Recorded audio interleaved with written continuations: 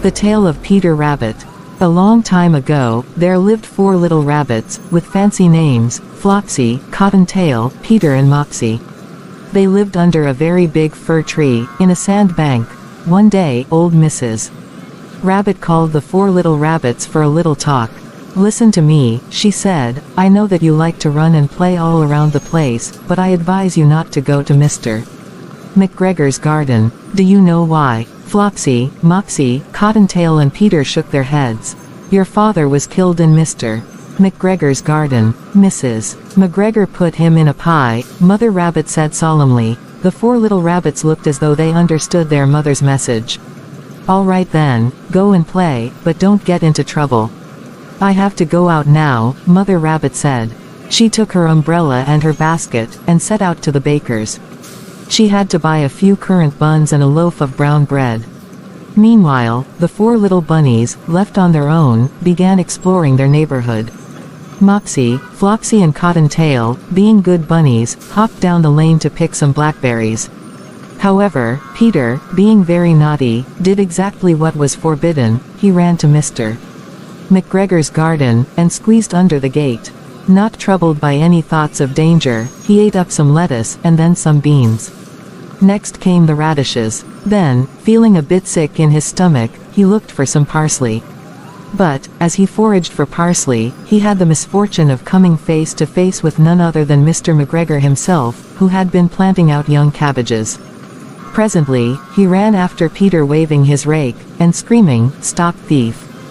Peter was terribly frightened and ran all over the garden looking for an exit. In his panic, he had forgotten where the gate was. Now, it should be said that he had been wearing shoes, and he lost both his shoes among the vegetables while he was running for his life. However, after losing his shoes, he ran on all 4 legs and went faster, but unfortunately, ran into a gooseberry net.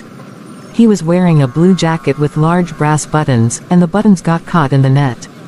Peter lost all hope of escaping Mr. McGregor's wrath, and began sobbing uncontrollably. Some sparrows overheard the bunny's sobs and flew to him.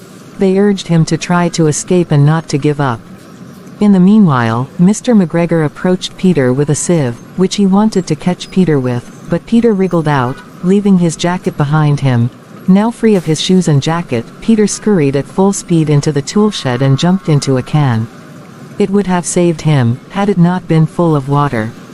Meanwhile, Mr. McGregor, being quite sure of finding Peter in the tool shed, began to look for him there in all possible hiding places.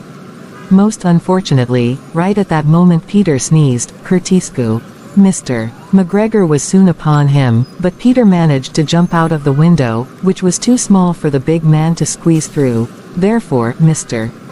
McGregor stopped his chase of Peter, having been tired of so much running around. He went back to his work. Peter sat down and took a rest. He was out of breath, and was still trembling from fright.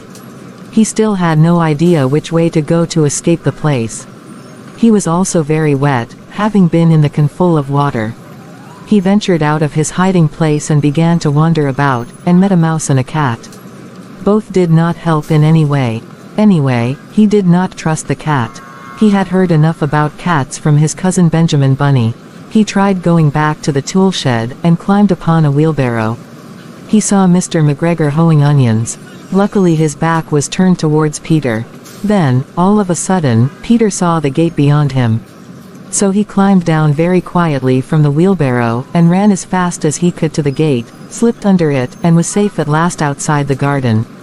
Meanwhile, Mr. McGregor found Peter's jacket and shoes, and decided that they would be best for a scarecrow to scare off the birds. Peter, safe outside the garden, did not stop running until he reached home under the big fir tree. He was so tired that he flopped down on the floor and closed his eyes. His mother was busy cooking, and wondered what he had done with his shoes and jacket. It was the second pair of shoes and jacket that Peter had lost in a fortnight. Later she found that, well, Peter was not so fine, and had a flu. But Peter did not utter a word about his adventures. His mother put him to bed, made some chamomile tea and gave him a dose of it with the admonition, 1 tablespoonful to be taken at bedtime. Mopsy, Flopsy and Cottontail, who had a significantly less exciting time than Peter, were fed with milk, bread and strawberries for supper.